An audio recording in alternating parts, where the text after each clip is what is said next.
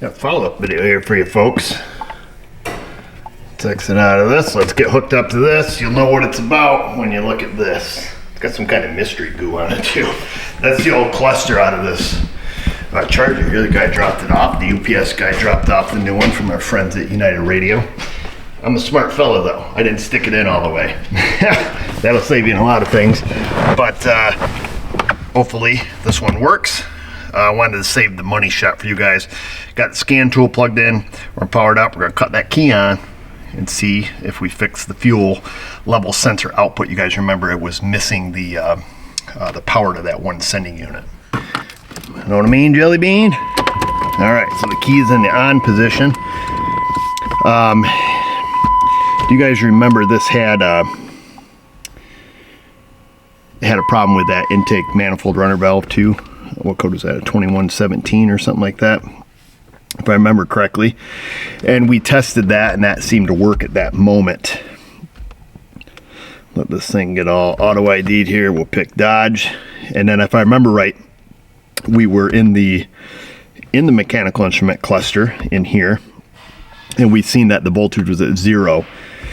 So we're gonna skip everything here. We're gonna click right on the mechanical instrument cluster. Let me move you guys so we can see this all at the same time here. We'll do it live and uncut. We're gonna go to live data. I think it was right on top. Bingo, bango. Right side, left side. 2.6, 5.9. And you remember, it's always trying to shove fuel over to the left side. So fuel gauge 26%, so that's great. Now this is a reman unit. I don't know if it's gonna have any codes in it here. Oh yeah. We're gonna have to go and clear the codes out of this. Our friends at United Radio hooked us up with that. Did an exchange unit. They programmed it, then the whole bit. We can make sure here that it has the correct VIN number in it. 268, 268. Okay, so we have the right VIN. Oh, we're from Alabama. Okay. I did see when I brought it in, the ABS light, or those two lights were on.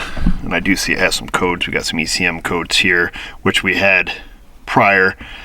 Let's just see where we're at here currently. Oh, 2017. Yeah, and we caused those fuel level sensor codes, and I don't know if we cleared it before it left.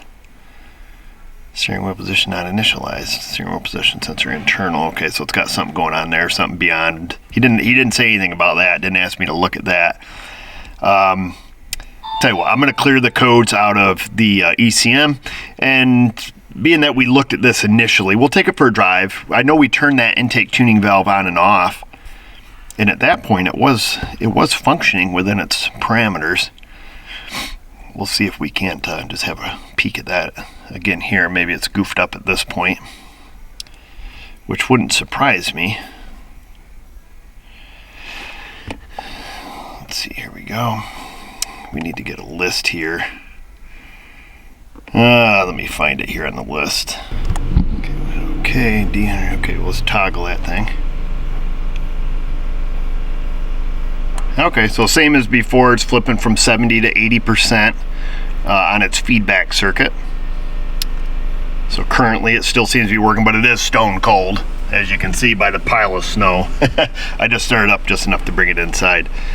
Okay, so it seems to be working now. Okay, let's go ahead and clear everything out. We'll take this thing for a little rip here and see how she does. I'll have to contact the customer there about the ABS. Like I said, they didn't make any mention of that. So perhaps that's something they know about, or the code's cleared in it. Well, we'll see when we go for a drive if that's maybe an intermittent issue or something here. I'm going to put the cluster in it, put this little trim bezel back on. These are pretty easy to put a cluster in. And then we'll go for a rip there and see what's up.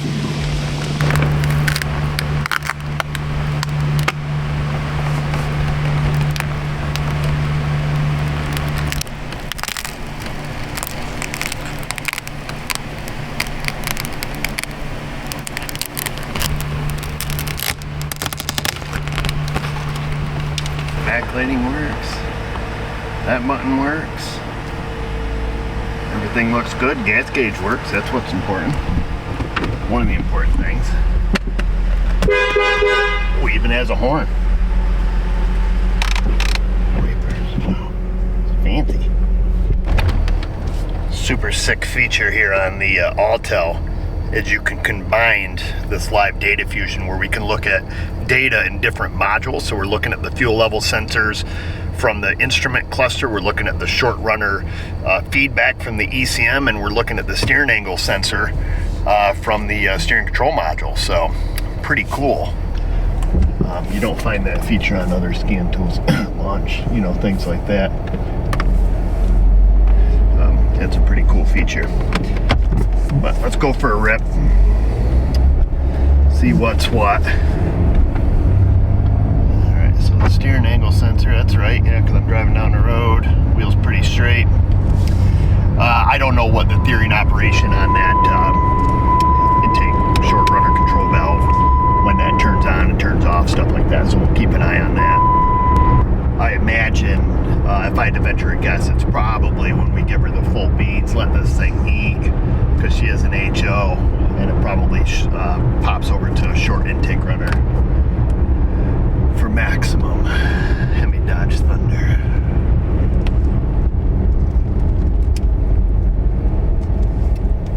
But I see this thing needs an inspection, so I don't want to go flat-footing it right away. It'd be nice to get the drive cycle to run.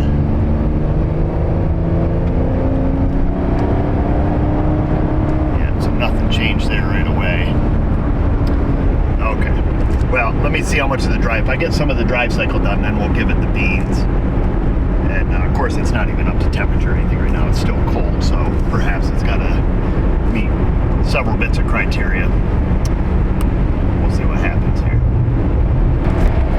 Had to pull over there for a minute to get the drive cycle to finish running. If you don't know it, on a Chrysler, when you're driving and all the monitors are complete except the O2, the O2 heater, and the evap, just pull over, put it in park, shut the car off for 5 minutes. It'll run the O2 and the O2 heater with the key off.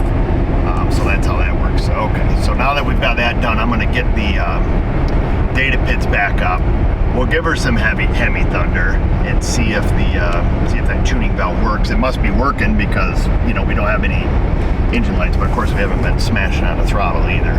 There we go. Let's take off here again. Got her up on the screen now. Here we go.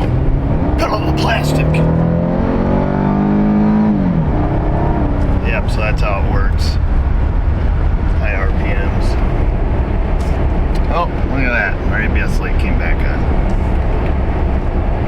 Probably because when you drive down the road, the steering wheel's cockeyed. So it probably took it a while to catch up with it. It's tipped just slightly to the right. So it probably sees us, you know, driving straight with no input and having it be off a little bit. Wait, I'm going to get out of town here and we'll put the pedal to the plastic one more time. And then the other good news is our rebuilt cluster already shit in the bed. The odometer there. I watched that fizzle out as I was sitting on the side of the road. Awesome. Well, we tried. We tried, folks. All we can do. I expect everything I do to fail, so I'm not disappointed. There she is again. Okay, so the intake tuning valve works. The cluster does not. It did, just briefly. Well, this is how my story goes, folks. Put on parts, order more parts, put them on, order more, put them on, order more. It's only Monday. Awesome.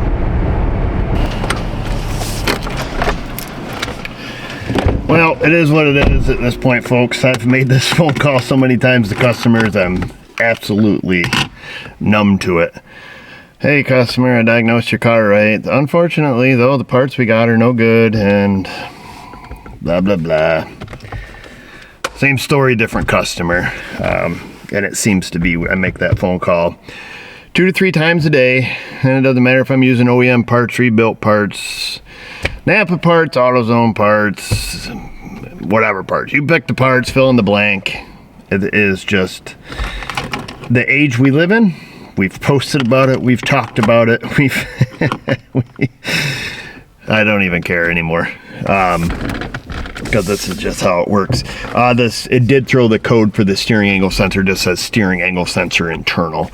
Whether I'd have to look up the code set criteria to see if it is, because it is 3 to 4 degrees canted while we're driving straight. Usually it takes a bigger discrepancy than that to set codes for your steering angle sensor. But who knows.